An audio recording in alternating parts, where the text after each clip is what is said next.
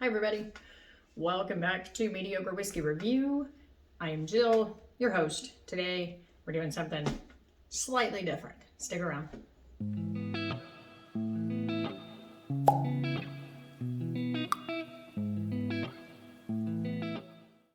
Alright guys, so today we have a total of 3 glasses. I don't know.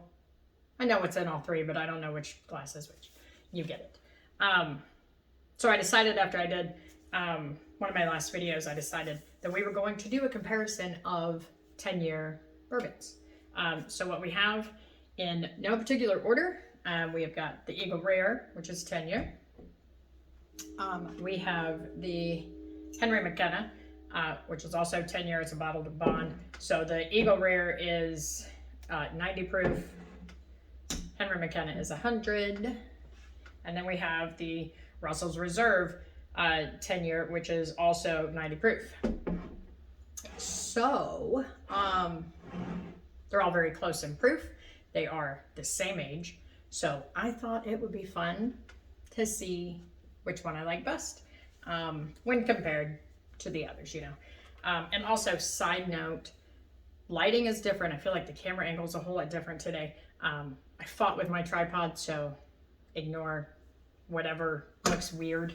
But I'm also doing this video during the daytime and there is sunlight just smashing my eyeballs right now. So, but I like the natural sunlight. So that's what we're gonna do. So anyway, let's jump right in and see what we got. So we'll call this glass 1, glass 2, and glass 3, and we will see which one I like the best.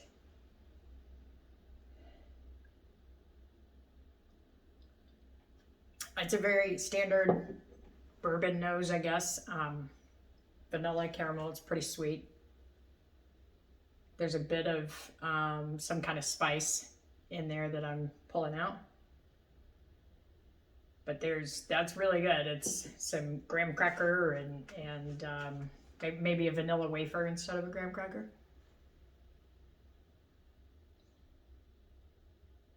Glass 2. It's very similar, but without the spice. Like I'm not getting that spice on this one. Very good, very good. And glass 3.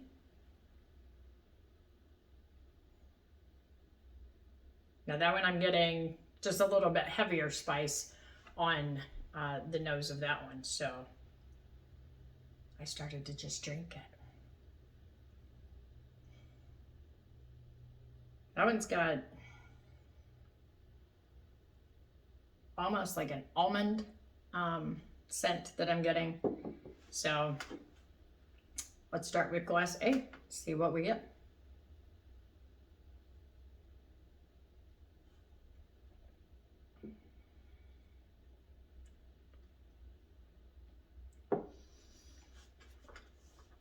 So right away I get that spice.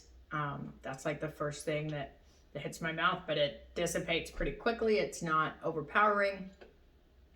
And then it's followed up by the caramel vanilla, that vanilla wafer cookie. Yeah, it's very, very pleasant. Going for a glass 2. Did I say glass A on that? It's glass 1. Doesn't matter.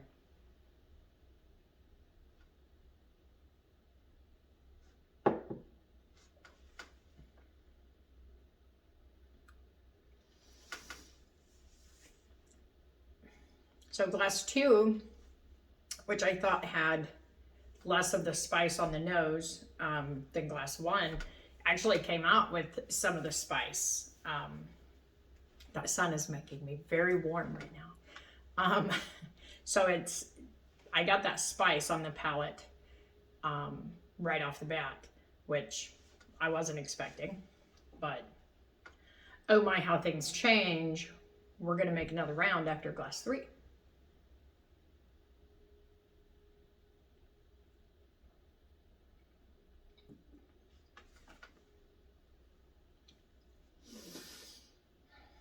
They're gonna fool me today. Glass 3, I thought was heavier spice on the nose, and there's almost none on the palate. So maybe it's because this was spicy, and this one just isn't as spicy. So that's very interesting. We're going to make another round and see if it's still the same. All right, so we're going to run again, but we're going to go 3, 2, 1 this time. And y'all, I put chapstick on, I put lipstick on. My lips are so chapped lately, and I can see it on the glass, and I hate it. So sorry about that, but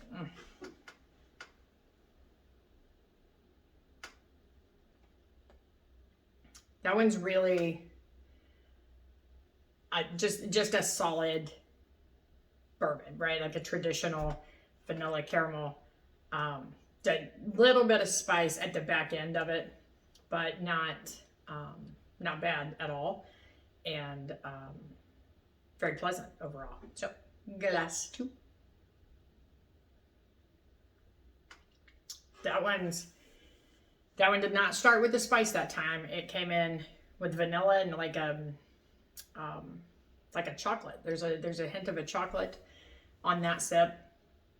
And then that spice came in at the end, and it was fairly strong, not terrible. So far the finish on all of them do not seem to be very long. They're not, a super long lasting finish, but that's okay. Glass 1. Now glass 1 comes in very sweet, with a hint of like there's an oak in there at the end. Again, not overpowering. The spice is still there, but it's not unpleasant. So as far as the mouth feel on these, glass A feels really good. It feels warm. I've talked about that hug before. It feels really warm, like it's just inviting you in. But then the finish like pulls it away and says, no, not today. It is very pleasant. Number 2's got, it's got that spice. That spice keeps kind of coming and going. So when I drink it after glass 1, the spice is really prominent. When I drink it after glass 3, it's not. So that's interesting. But this is sometimes why I don't do a lot of comparisons, because like if I replaced this with something else, I think this would taste completely different. And that's also part of the fun of it, because it's like they change based on what you're doing, what you're eating, drinking, things like that.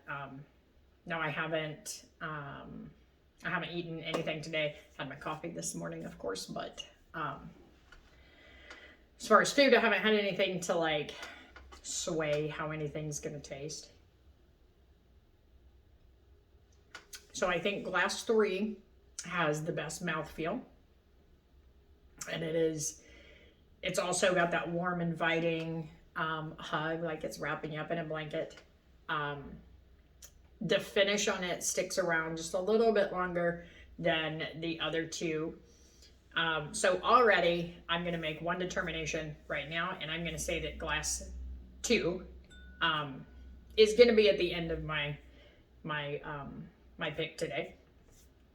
For whatever reason, I don't know. It's just, it's very odd. I'm going to take a sip of water and I'm going to try glass 2 by itself to see what I pull out of that. So maybe I'll change my mind. We'll see. All right. Glass 2, all by itself, fresh palette.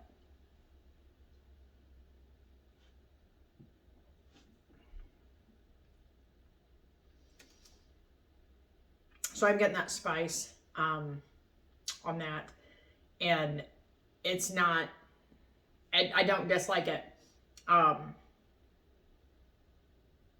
It's a little stronger than I expected it to be, especially based off the nose, but it's really pleasant, but there is almost zero finish to it. So we're gonna say this guy he's my last place today. I still love you though, don't worry. So now we're down to glass 1 and 3, and let's see which one I like better. That's very pleasant.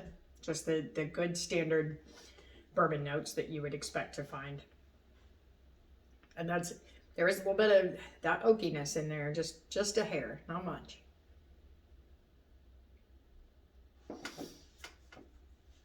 And that one's got that little bit of spice, but it opens up to all those other bourbon notes. So we're gonna go ahead and rank them. I think this is my winner today, glass 3. He came in first place. Glass 1 is second place, and glass 2 is last. So let's see what they are, starting with the last one. So glass 2, my last place. Oh, my last place is the Henry McKenna. So he's last place. I'm sorry, buddy. I still love you. Glass 1 was second place, and it is the Russell's Reserve. Okay. I just did a review on that the other day, so that's interesting. So obviously Eagle Rare wins today. So, you know, that's how I ranked these 3 today.